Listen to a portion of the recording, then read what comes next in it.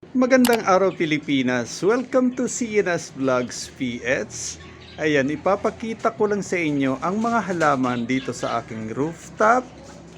Ayan, at the same time, ayan, na-surprise ako.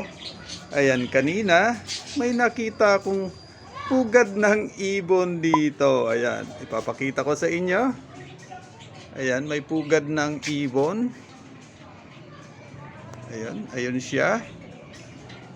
Ayan, nakakatuwa kasi ayan, minsan lang ako makakita nito. Subaybayan nyo ang mga kaganapan. Ayan, wala pa siyang itlog ngayon. Ayan, nakakatuwa talaga. Ayan, may alaga na akong ibon dito sa aking rooftop.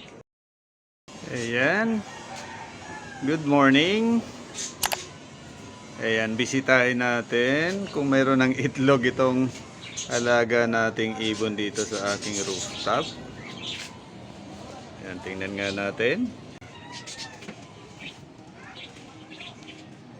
Tingnan nga kung may itlog na. Hindi ko makita. Ayun! Mayroon na isang itlog. Ayan. Ayan, ang itlog na yung alaga kong ibon dito sa aking rooftop. Ayan, subaybayan nyo yung mga susunod pang kaganapan ng ibon na ito. Ayan. Ayun oh. May dalawa ng itlog ang aking alagang ibon dito sa rooftop. Ayan. Kakatawa. Ayan, ang alaga kong ibon. Ayan, kulay batik-batik. Ito yung ibon na purak. Ayan, sa Bicol, pago. Palago o ano bang tawag dito. Ayan, mamaya maglilimlim na ito. Ayan, nakadalawang itlog na.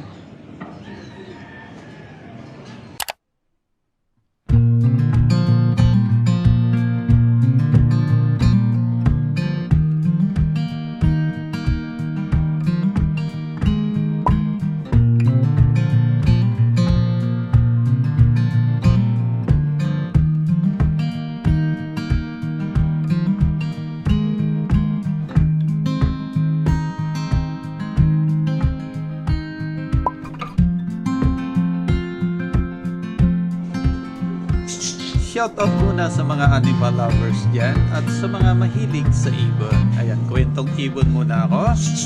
Ayan, January 22, 2022. Ayan, may napansin ako dalawang ibon. Ang tawag dito sa Tagalog ay purak. Sa amin naman sa Bicol, ang tawag dito ay pago or palago. Ayan, na naghakot, nagagawa ng pugad. Ayan, sinubaybayan ko ito. After few days, ayan, January 29, natapos nang gumawa ng pugad. Ayan, tuwa-tuwa ako nung time na yon. After one day, January 30, nagkaroon siya ng isang itlog. Ayan, nangitlog na yung ibon.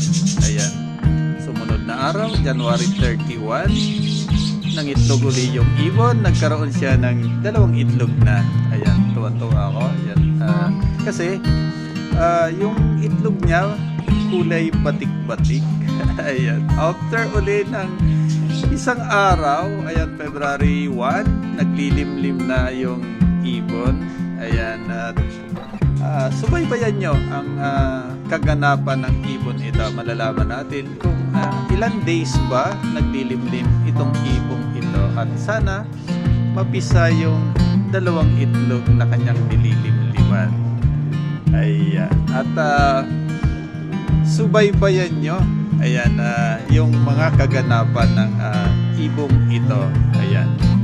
Abangan nyo ang aking susunod na videos tungkol sa ibong ito. Ayan, muli, stay safe, stay home, God bless, Diyos mabalos.